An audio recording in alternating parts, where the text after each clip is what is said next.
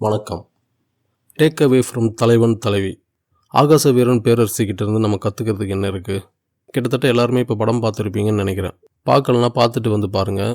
அப்போ தான் ரிலேட்டபுளாக இருக்கும். கழுது கத்தி குடும்பம் மாதிரி கால்னு கத்திக்கிட்டே இருக்கானுங்க. இவனுங்கிட்டேருந்து கற்றுக்கிறதுக்கு என்ன இருக்குது அப்படி நீங்கள் யோசிக்கிறீங்கன்னா நீங்கள் ஒரு பர்ஃபெக்ட் மோல்டு. இந்த சொசைட்டி எப்படிப்பட்ட பர்சனாலிட்டிகளை உருவாக்கணும்னு நினச்சி உங்களை உருவாக்குச்சோ அதே மாதிரி நீங்கள் உருவாகி இருக்கீங்கன்னு அர்த்தம். இந்த சொசைட்டி எப்போவுமே உங்களுக்குன்னு ஒரு ரூல்ஸ் அண்ட் ரெகுலேஷன்ஸை வச்சுருக்கோம். நீங்கள் ஆஃபீஸ் போகிறீங்க, திடீர்னு ஒர்க் ப்ரெஷரில் கூட இருந்தவன் மேலே கோவம், கத்தி சண்டை போட்டுட்டு ஆஃபீஸை விட்டு கிளம்பி வந்துடுறீங்க. திரும்ப உங்களால் ஆஃபீஸ் போக முடியுமா? அப்படி நீங்கள் கத்தி சண்டை போட்ட ஆள் உங்கள் எம்டியாக இருந்தால் முதல்ல நம்ம கத்தவே மாட்டோம், சொல்லுங்கள் முதலாளின்னு நிற்போம். இது நமக்கு ஆஃபீஸில் சொல்லி கொடுத்ததில்ல, ஸ்கூலில் இருந்தே இது பழகிடுச்சு. நீங்கள் ஸ்கூல் படிச்சுட்ருக்கீங்க, ஸ்கூலில் போர் அடிக்குது, ஒரு மாதிரி ஃப்ரஸ்ட்ரேஷனாக இருக்குது, யார்கிட்டையும் சொல்லாமல் கிளம்பி வீட்டுக்கு வந்துருக்கீங்களா? அப்படி நீங்கள் வந்துட்டீங்கன்னா அவன் மனசுக்கு பிடிக்கல அதனால் கிளம்பி வந்துட்டான் அப்படின்னு பார்ப்பாங்களா? இல்லை ரூல்ஸ் அண்ட் ரெகுலேஷன்ஸை பிரேக் பண்ணிட்டான், சட்டத்தை மீறிட்டான்னு உங்களை குற்றவாளியாக்க பார்ப்பாங்களா? நம்ம மனசு சொல்கிறதையோ நம்ம உள்ளுணர்வு சொல்கிறதையோ நம்ம கேட்டு நடந்துட்டா இந்த சொசைட்டியில் நம்ம கெட்டவங்க, குற்றவாளிகள். இதை நமக்கு சின்ன வயசுலேருந்தே சொல்லிக் கொடுத்து கட்டுப்பாட்டோடு கட்டி போட்டே வாழ பழக்கப்படுத்தியிருக்காங்க. ஸ்கூல், காலேஜ், ஆஃபீஸ், மேரேஜ் எல்லா இடத்துலையும். மேரேஜ் இஸ் அன் இன்ஸ்டிடியூஷன், அங்கேயும் சில ரூல்ஸ்லாம் இருக்குது. ஆனால் இந்த ஆகாச வீரனும் பேரரசியும் இந்த ரூல்ஸ் அண்ட் ரெகுலேஷன் எதையுமே மதிக்கலை. மேரேஜுக்குள்ளே போயிட்டா அங்கே ஒரு சில கட்டுப்பாடுகள்லாம் இருக்குது. அதில் முக்கியமான முதல் கட்டுப்பாடு பிரியவே கூடாது. அதுதான் அடிப்படை சட்டம். ஒரு கப்புள்ஸ் இதை மீறலாமா?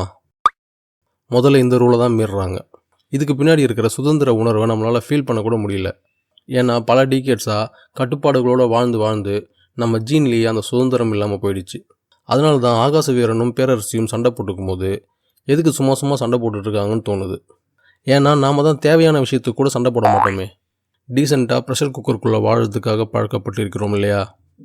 ஆனால் ஆகாச வீரனும் பேரரசியும் இப்படி ஒரு ப்ரெஷர் குக்கருக்குள்ளே வாழலை. தே ஆர் லிவிங் இன் பறந்து விரிந்த பரோட்டா கல். அவங்க ரெண்டு பேரும் எந்த அளவுக்கு சுதந்திரமானவங்கன்னா அவங்க நினச்சா எப்போ வேணால் பிரிஞ்சிடலாம், அவங்க நினச்சா எப்போ வேணால் சேர்ந்துக்கலாம். நீங்கள் சொல்லுங்கள், உங்களுக்கு உங்கள் லைஃப்பில் ஏதாவது ப்ரெஷரைஸ்டு சுச்சுவேஷனில் அங்கே இருக்கவே கூடாது, கிளம்பிடணும் அப்படின்னு நினைக்கிற இடங்கள்லேருந்து உங்களால் அப்படி விலகி நடக்க முடியுமா? முக்கியமாக திருமண உறவுகள்லேருந்து. ஆனால் ஆகாச வீரனாலையும் பேரரசியாலும் அது முடியும். அட்லீஸ்ட் அவங்க ரிலேஷன்ஷிப்குள்ளேயாவது அந்த சுதந்திரம் இருக்குது. அந்த சுதந்திரத்தை ஒருத்தர் இன்னொருத்தருக்கு கொடுக்குறாங்க மியூச்சுவலாக. அப்போ சுற்றி இருக்கிற சொந்த பந்தம், உற்றார் உறவினர், அண்ணன் தம்பி, தங்கைகள் இவங்களாம் கணக்கிலே சேர்க்க மாட்டிங்களான்னு நீங்கள் கேட்கலாம். அதனால தான் அவர்கள் தலைவன் தலைவி, அதனால தான் அவங்க சுதந்திரமாக இருக்காங்க. இந்த படத்துக்கு இந்த டைட்டில் எவ்வளோ ஆப்ட்னா, நம்ம தமிழ் சமூகத்தில் பெரியவங்க பார்த்து தாலி எடுத்து கொடுத்து ஐயர் உட்காந்து மந்திரம் சொல்லி இப்படி சம்பிரதாயமான கல்யாணங்கிறது நம்ம இலக்கியங்களில் 1ஆம் நூற்றாண்டில் இருந்து தான் தென்பட்டுருக்கு. அதுக்கு முன்னாடி பார்த்தீங்கன்னா தலைவன் தலைவி இவங்க ரெண்டு பேரும் பார்த்துப்பாங்க, காதலில் விழுவாங்க, அன்பை பரிமாறிக்குவாங்க, சேர்ந்து வாழ்வாங்க. இதுதான் ப்ரொசீஜர். இந்த படத்தில் இவங்க ரெண்டு பேருக்குமே இது ஒரு அரேஞ்ச் மேரேஜாக ஆரம்பிக்கப்பட்டாலும் கடைசியில் ரெண்டு பேரும் சேர்ந்து வாழணுமா வேணாமாங்கிற முடிவு ஒரு கட்டத்தில் இவங்க ரெண்டு பேர்கிட்ட தான் இருக்கும். வா பேரரசின்னு ஆகாச வீரன் கூப்பிடுவான், வண்டி ஏடுறா போலான்னு பேரரசி சொல்லுவா. That is why they are தலைவன் தலைவி. இந்த மாதிரியான தலைவன் தலைவிகளை நம்ம தமிழ் புக்கில் பார்த்துருக்கலாம், ஸ்கூலில் படிச்சிருப்போம். தலைவனை காணாமல் தலைவி துரும்பாக இழைச்சி போய் தன்னோட மோதிரத்தையே வளையலா மாற்றுற அளவுக்கு மெலிஞ்சிட்டதா உருகி எழுதியிருப்பார் நம்ம வள்ளுவர் ப்ரோ. இந்த தலைவன் தலைவியை நம்ம தமிழ் இலக்கியங்களில் அங்கங்கே பார்க்கலாம். அப்போது இந்த அளவுக்கு பிரிவின் ஆற்றாமை காரணமாக உடல் மெலிந்து இழைச்சி போகிறவங்க அதே உரிமையோட சண்டையும் போட்டிருக்க வாய்ப்பு இருக்குது தானே. என்ன அதெல்லாம் சொன்னால் வாசுகிக்கிட்ட வசவு வாங்கணும்னு சொல்லி நம்ம வள்ளுவர் ப்ரோ அவாய்ட் பண்ணியிருக்கலாம். அது எங்களால் புரிந்து கொள்ள முடிகிறது. ஆனால் வள்ளுவனும் வாசுகியும் சண்டையே போட்டுக்கிட்டதில்லை, அல்லது தமிழ் இலக்கியங்களில் தலைவனும் தலைவியும் சண்டை போட்டுக்கிட்டதே இல்லை, பிரிஞ்சுக்கிட்டதே இல்லை அப்படிங்கிறத நம்மளால் கன்ஃபார்மாக சொல்ல முடியுமா? ஆகாச வீரன் பேரரசி மாதிரி அவங்களும் மாற்றி சண்டை போட்டுட்ருக்கலாம், பிரிஞ்சு போயிருக்கலாம், பிரிவின் காரணமாக மோதிரம் வளையலாக மாறி இருக்கலாம், திரும்ப வந்து ஒன்று சேர்ந்துருக்கலாம்.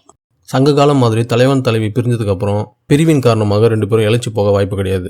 ஏன்னா it is 2025.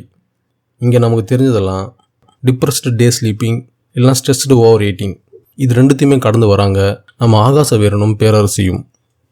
And added to that Valluvan கால வாழ்வியலோடு ப்ராசஸ் ஆஃப் மேக்கிங் ஏ ரிலேஷன்ஷிப்பில் ஆகாச வீரன் எப்பவுமே பேரரசியை மிஸ்ட்ரீட் பண்ணதே இல்லை. பேரரசியோட அண்ணன் தன்னை மதிக்கலனா கூட ஆகாச வீரன் அதை பொருட்டாவே எடுத்துக்கல. தன்னோட நம்பரை பேரரசி தன்னோட ஃபோனில் கிறுக்கு பையன் சேவ் பண்ணப்போ கூட ஆகாச வீரனுக்கு அதை பற்றி எந்த கவலையும் இல்லை. அவன் அடிக்க கை வாங்குவான், ஆனால் அடி வாங்குவான். இன்னும் சொல்ல போனால் ஹீ இஸ் மச் பெட்டர் தென் சங்க காலத்து காதல் தலைவன். அங்கேயாவது ஆண் அவமானப்படுத்தப்பட்டா கோபம் கொள்ள வேண்டும் அப்படின்னு ஒரு கட்டாயம் இருக்குது. ஆனால் இந்த ஆகாச வீரனுக்கு அதுவும் இல்லை.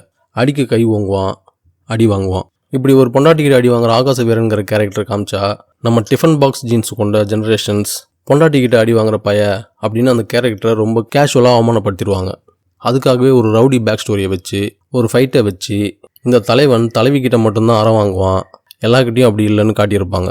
That is the small portion of தலைவன்ஸ் Purananuru or Kalingathu Parani kind of episode. அவங்க ரிலேஷன்ஷிப்புங்கிறது ப்ரெஷர் குக்கரில் வச்ச பொங்கல் மாதிரி பார்த்து கவனமாக கையாள வேண்டிய ரிலேஷன்ஷிப் கிடையாது. கல் மேலே போட்ட பரோட்டா மாதிரி பிச்சு புடுங்கி குத்தி கொதறி கலவரமே நடந்தாலும் கொத்து பரோட்டா நல்லாயிருக்கும். இந்த கொத்து பரோட்டாக்களுக்கு முன்னாடி நீங்கள் பார்த்து செஞ்ச பொங்கல்கள் கிட்டேயே நிற்க முடியாது. ஃபைனலி படம் என்ன சொல்ல வரதா நான் புரிஞ்சுக்கிட்டேன்னா, ஒன்று சேரணுன்னாலும் நீங்கள் தான் முடிவு பண்ணணும், பிரியணுன்னாலும் நீங்கள் தான் முடிவு பண்ணணும். அப்படி முடிவு உங்கள்கிட்ட இருந்தால் தான் எப்போ வேணால் பிரியலாம், எப்போ வேணால் சேர்ந்துக்கலாம். அப்போ தான் நீங்கள் தலைவன் தலைவி, இல்லைனா சாதாரண கணவன் மனைவி. சப்ஸ்கிரைப் செய்யாதோர் சித்திரவதை கூடம்.